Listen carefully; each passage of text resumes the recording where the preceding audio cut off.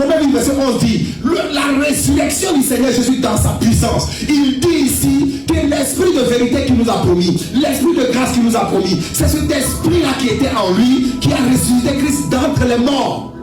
Est-ce que vous comprenez? Qu'il a ramené à la vie. Maintenant il est en train de te dire, come on. Et si l'esprit de celui qui a ressuscité le Seigneur Jésus d'entre les morts habite en vous, celui qui a ressuscité Christ d'entre les morts rendra aussi la vie. Il donnera aussi la vie à vos corps mortels. Par son esprit qui habite en vous. Alléluia. Alléluia. Ça veut dire que si le Saint-Esprit habite en toi, il donnera la vie à vos corps mortels. Ça veut dire que s'il est vivant en toi, quelle que soit la situation qui avait été tuée, il apporte quoi? La vie. Pourquoi? Parce que la chair est faible et la chair tue. Mais la Bible dit l'esprit vivifie. Amen. Amen. L'esprit vivifie. Donc tu ne peux pas avoir l'esprit de vie et puis être dans la mort. Tu ne peux pas avoir le Saint-Esprit et être mourant.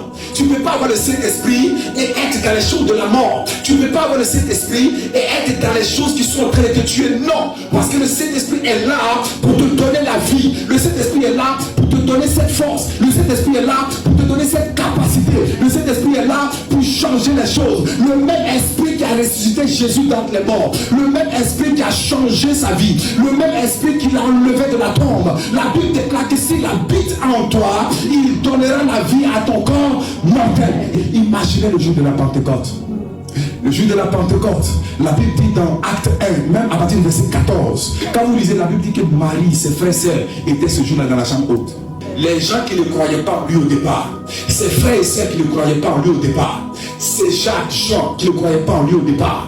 Aujourd'hui, ils se retrouvent dans la chambre haute avec leur mère. Il dit, mais certainement on n'a pas cru en toi quand tu as dit que tu étais enceinte du Saint-Esprit. Certainement on a négligé notre frère. Certainement on n'a pas bien écouté.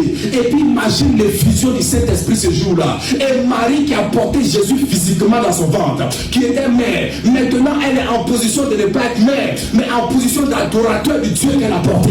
Et imagine Marie en train de dire, reprasaka, reprosiva, makrete presekarakuda kilakiata, les péchés fratalamande. C'est la même qui a porté Jésus physiquement. Maintenant elle le porte par l'esprit. Elle le porte en esprit. Elle le porte comme Dieu. Elle le porte comme Seigneur. Elle le porte comme roi. Elle le porte comme le Tout-Puissant. Elle ne le voit plus comme son fils. Elle ne le voit plus comme le petit Jésus. Elle ne le voit plus comme l'homme pour qui elle a pleuré. Mais elle le voit dans sa divinité. Elle le voit dans sa gloire. Elle se rappelle maintenant de la parole de l'ange Gabriel. Le Saint-Esprit viendra sur toi. Le Saint-Esprit viendra sur toi. Le Saint-Esprit viendra sur toi. Et tu seras enceinte. Et cet enfant-là, elle va comprendre maintenant le message. Cet enfant-là maintenant, le Saint-Esprit va venir maintenant dans la chambre haute une deuxième fois. Et cette fois-ci, elle n'est pas enceinte du Fils Jésus. Cette fois-ci, elle est en train de parler en esprit. Elle est en train de parler en langue. Elle est en train de prophétiser en langue. Les pressa carabasete. Mangre de vroski bradiga. Les brasso prete le mande. Les brasso prete kilakuba. Angre di sifren de lebosi atakia. Elle va comprendre quel est le mystère qu'elle avait porté pendant 9 mois. Amen. Amen. Amen. Amen. Elle va comprendre que en fait j'ai porté un homme.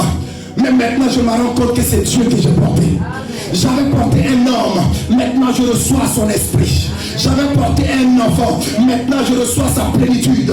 J'avais porté un enfant, maintenant je porte sa grâce. Oh, je bénis Dieu parce qu'il a porté mon sang. Je bénis Dieu parce que j'ai été ce canal sur la terre. Je bénis Dieu parce que j'ai été choisi pour voir de mes yeux, pour voir de mon corps, pour voir de mon être quelle est la puissance de Dieu. Imagine ses frères, j'imagine ses frères, Jacques, André et autres qui ne croyaient pas en lui, maintenant dans la chambre haute, en train de parler en langue au nom de leur demi-frère. Carré de Brasakataki. Oh, tu n'as pas dit amen bien.